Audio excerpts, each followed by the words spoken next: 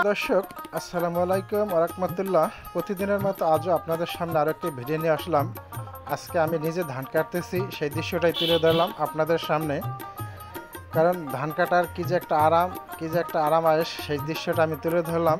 আসলে ধান কাটা অনেক কষ্ট, অনেক পরিশ্রম। যারা ধান কাটে তারা হয়তো বুঝবে, যারা ধান কাটে না তারা বুঝবে না। আমি একটু ধান কাটার প্র্যাকটিস করতেছি, তা আমার কাছে খুবই কষ্ট লাগলো। তাই আমি ভাবলাম যে যারা সারাদিন ধান কাটে তাদের কাছে কীরকম কষ্ট হয়, তাই সেই দৃশ্যটা আমি তুলে ধরলাম। অবশ্যই আপনারা দূর দূরান্ত থেকে দেখবেন। আর আমাদের বরিশালে এখন অঘ্রাণ মাস মানে ধানের মৌসুম আমাদের এলাকায়। তা এখন প্রত্যেকটা বিলে ধান আর কৃষকরা ধান কাটতেছে, সেই দৃশ্যগুলো আমি এখন তুলে ধরি। আর আপনারা দূর দূরান্ত দেশ বিদেশ থেকে এই ভিডিওগুলো অবশ্যই উপভোগ করবেন আর দেখবেন। সম্পূর্ণ ভিডিওগুলো দেখে অবশ্যই আমাকে কমেন্টে জানাবেন আমার ভিডিও কীরকম হয়। আর ভাই, আমি আপনাদের জন্য ভিডিও বানিয়ে থাকি, আর আপনারা যদি ভিডিও দেখেন এবং কমেন্ট করেন অবশ্যই আমার কাছে ভালো লাগবে।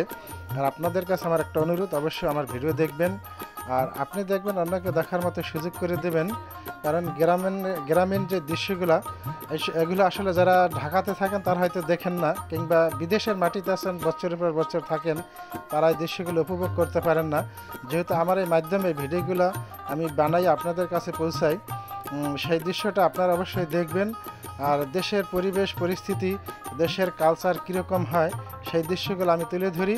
অবশ্যই আপনারা নিত্য নতুন ভিডিও পেতে হলে আমার এই ভিডিও ফলো দিয়ে এবং আমার ভিডিও দেখে আমার আইডিকে ফলো করে আপনি দেখবেন, অন্যকে দেখার মতো সুযোগ করে দেবেন।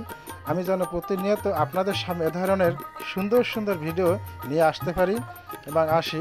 আর যাই হোক, আপনারা আমাকে এতদিন অনেক ভালোবাসা দিয়েছেন, আর আপনাদের ভালোবাসা পেয়ে আমি আজ এতদূর পৌঁছাইতে পেরেছি।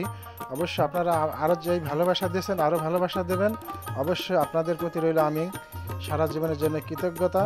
এবং অবশ্যই আমার ভিডিও দেখবেন, কমেন্ট করবেন, ভালোবাসা দেবেন। সবার প্রতি রইল শুভকামনা। আজকের জন্য এই পর্যন্ত। আল্লাহ হাফেজ।